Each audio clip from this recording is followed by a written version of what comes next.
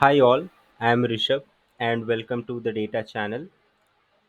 So today we are going to talk about the three terms that we most commonly use when we discuss data engineering, and those three terms are data information and knowledge. When it comes to describing these three terms, most of the time what happens is that we are referring to data only. So when we say information or knowledge or data, we are mostly saying that we are dealing with data only. But when you go deeper and try to understand the meaning of information and knowledge when it comes to uh, discussing data engineering concepts, they are very different from what we represent when we say that we have data. So data is a random collection of values. So those values can be anything like a number or alphanumeric value. But like you can see on my screen, if you are getting these values, do you know what these values represent? No, we do not know. Like these can be anything. These values can represent temperature. These values can represent frequency.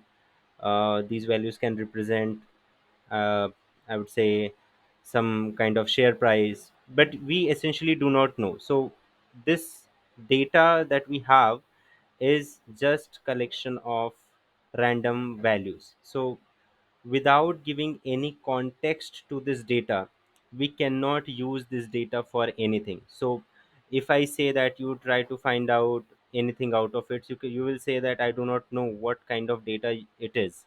So that context is something that is important to understand the data that you have. So that context is given to the data, it becomes information. So information is nothing but the data with the context. So now you can see that the same data that you had, you can make sense out of it.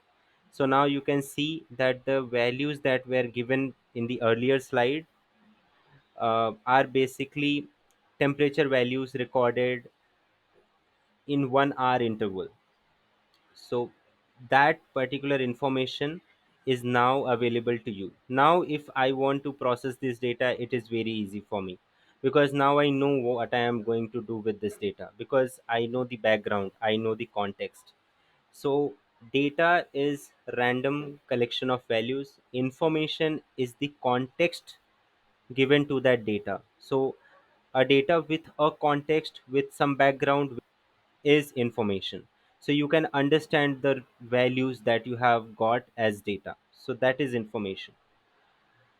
Now when it comes to knowledge, so knowledge is not only built on top of information, but there are actually two more things that come into picture, that is past experience and authority.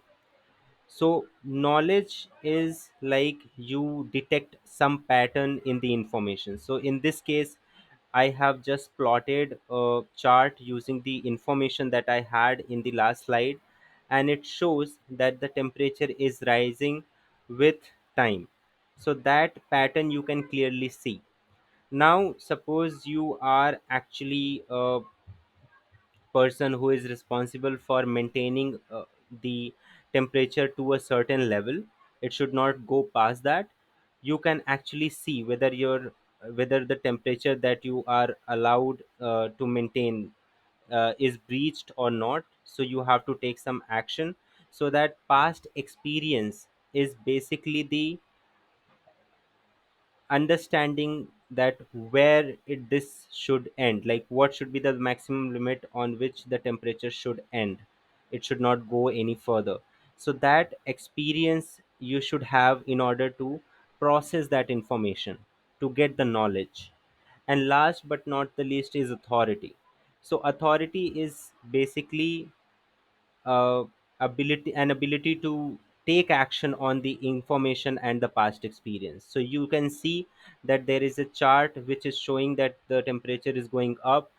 Your experience suggests that temperature suppose should not go beyond 40 degrees Celsius in order to keep the goods, or let's suppose you have a cold storage facility where you have uh, stored goods like consumer items. If it is going beyond 40 degrees, it will get spoiled. Then you should take certain actions. So in order to take the decision to do something on this particular information with your experience, gives you that knowledge. So it's like you have the authority to understand the information based on the past experience, determine the patterns, and then using the determined patterns, using your past experience, you take some decisions. So knowledge makes you uh, take the driver's seat when it comes to taking the decisions. So that differentiates knowledge from information and data.